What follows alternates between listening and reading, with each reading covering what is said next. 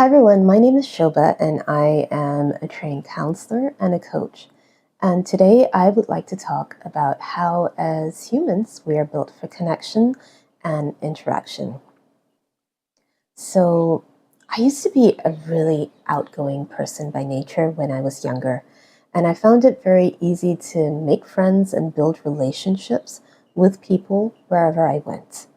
Now, whether those were quality relationships is questionable, but nonetheless, I used to enjoy being around others. However, as I have gotten older, I have become quieter and less outgoing. In fact, I have become so introverted that I can spend time on my own very happily for days on end. Though I think there are several reasons for this, I could not help but ponder on this that currently we live in a world that is more connected than it has been in the history of mankind. And yet, despite how connected we are increasingly living more isolated lives. More people are complaining of loneliness and feel disconnected and isolated from society than ever before. I do wonder if this bid for connection in the virtual world has had an inverse effect on connection in the real world. Have we simply lost our ability to connect in real life because we have given up our skill to Facebook and Instagram? So, if you've had kids who belong to Gen Alpha, they would have spent a significant amount of time in lockdown and not going to school. My kids certainly went through that, and the teachers in my kids' school noted that children who had done some home-based learning due to the pandemic or were at home for an extended period of time were less sociable than previous generations. I know my kids had a hard time learning to make friends when they got back to school, and they still carry a little bit of social awkwardness with them. But it is a trait that all their classmates have, and I cannot help but wonder if the isolation inhibited their growth in learning social skills. Of course, my hope is that they will outgrow this, but I cannot help but feel that society in general has taken a turn towards isolation. Let me know what you feel and write your comments down below. So, I was on YouTube the other day and I watched someone vlog his day living in isolation in China. When I first saw the thumbnail, I thought perhaps this person lived in an isolated part of the country, but I was wrong. This was someone who lived in a city, who worked in an office, and had a regular city life, and yet he had no friends. Or, in his words, he did not have time to socialize because he was so busy making a living. But while that may be true of his circumstances, he started making videos as a way to make money and also to connect to others online. And I just could not help but wonder if this was his bid at making friends online, wouldn't the effort be more impactful if he made the effort in real life? But the question I asked myself is this: what is it about social media that makes online connection feel more powerful than real connection? From a psychological perspective, social media doesn't replace real connection. It mimics just enough of it to keep us engaged while removing many of the risks that come with truly being seen. At its core, humans are wired for belonging, recognition, and emotional safety. Social media platforms are expertly designed to tap into these needs, often more efficiently than real life can. And here are the key reasons why online connection can feel more compelling. Number one, it offers connection without vulnerability that real life relationships require. Real relationships require emotional exposure. They also require awkward pauses. And if you're awkward, you know what that feels like. It also requires misunderstanding and the ability to reconnect after misunderstanding. It requires rejection and the risk of rejection. Whereas online, we can curate what we show. We can edit our words. We don't have to be perfect in any way. Or, correction, we can be perfect. And we can disappear when it feels uncomfortable. From a therapeutic lens, this creates a sense of controlled intimacy. We feel connected without having to fully risk ourselves.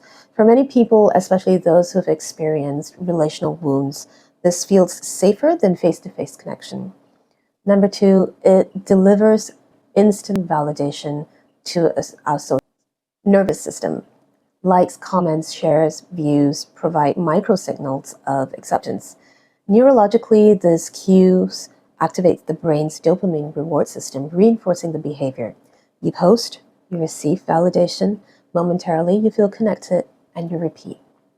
Over time, the nervous system learns to associate being noticed online with emotional relief and safety, even though the relief and safety is short-lived. This doesn't mean that people are shallow, it means the brain is responding exactly as it was designed to. Number three, it compresses effort and rewards speed. Real relationships are slow. They require time. They require emotional labor. They require repair after conflict. Social media, on the other hand, offers instant access to people. You just need to go online and you have a whole host of people that will cater to you. It gives you immediate responses. There is very low effort on our part for engagement. In a fast-paced, overstimulated world, the mind naturally gravitates towards connection that feels efficient, even if it is less nourishing. Number four, it creates the illusion of being seen and understood. Algorithms show us people who think like us. The content that mirrors our emotions. That's the other thing the algorithm shows us. It shows us things that, we like or we engage with. And it shows us narratives that confirm our belief. And this creates a powerful sense of someone out there understands me. But therapeutically, we know that this is mirrored resonance, and this is not relational attunement. Being understood by the algorithm is not the same as being understood and being held emotionally by another human being. But the nervous system that can struggle to tell the difference at first. So that's why we kind of prefer social media. And number five, it reduces the social risk in an increasingly unsafe feeling world. Many people live in environments where work is competitive and you're constantly working.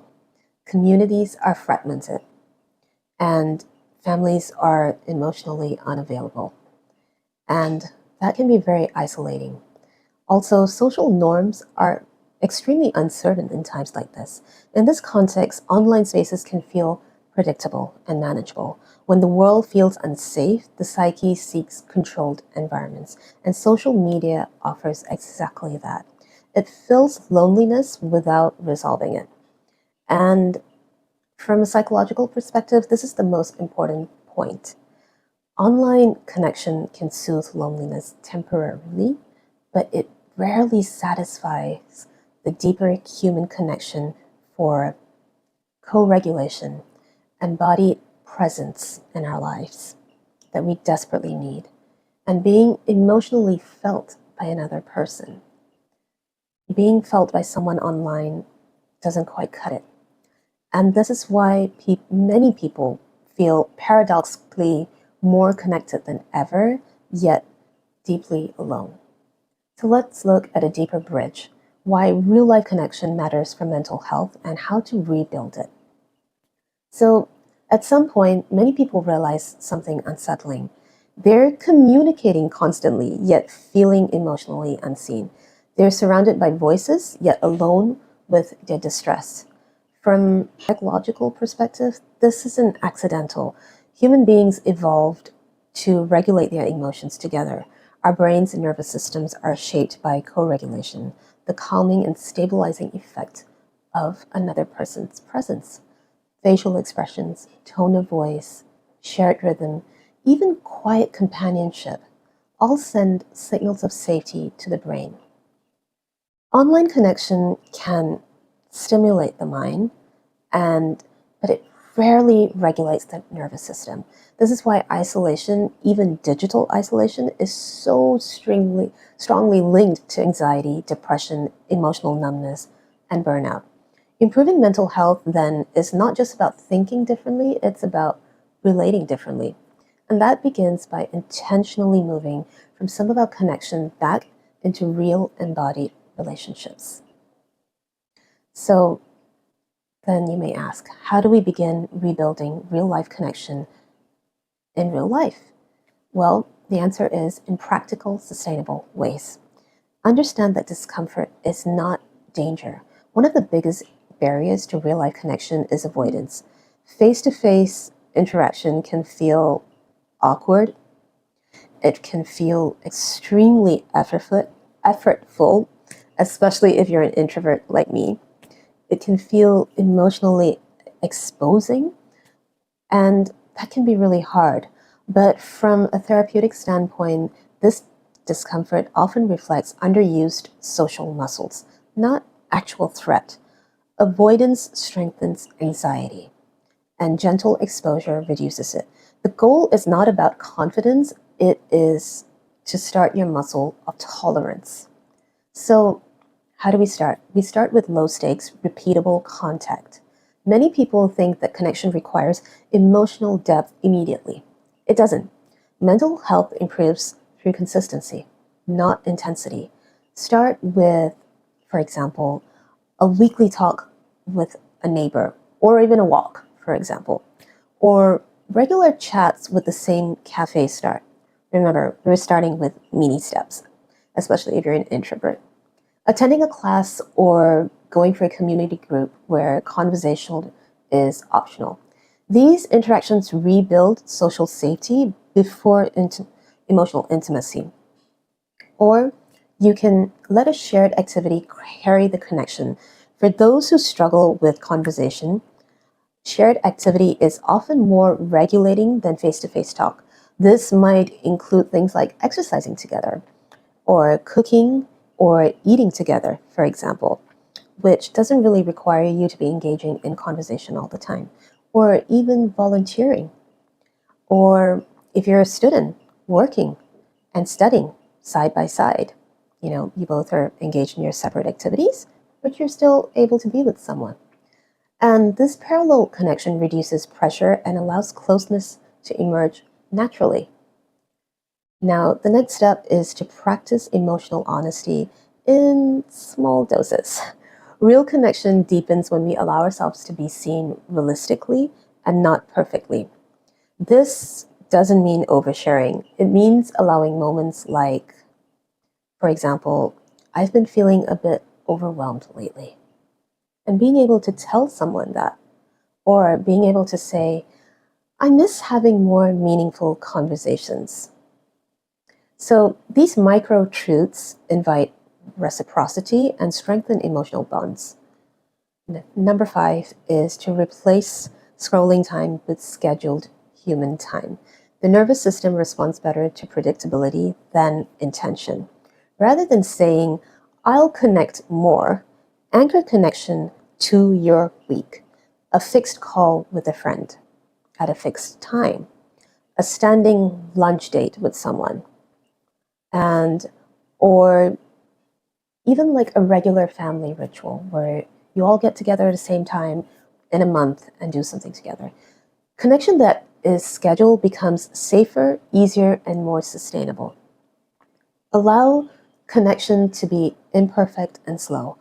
Many people withdraw because real relationships don't offer instant gratification. But mental health is not built through stimulation, it is built through reliability. And trust grows through showing up.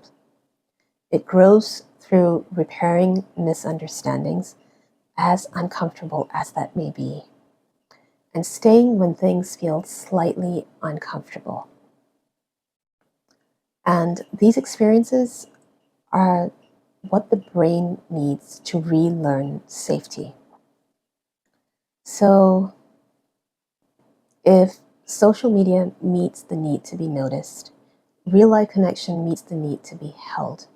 And while isolation can slowly erode mental health, even small imperfect steps towards real connection can begin to resolve it.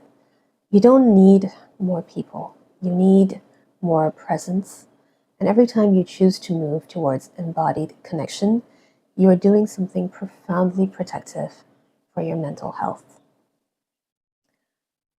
I hope you enjoyed this video. I know it's been a bit long, but if you have stayed all this way, thank you for staying. If you've enjoyed this video or you feel that someone might enjoy it as well and benefit from it, please give it a like, please share, and please subscribe for more videos.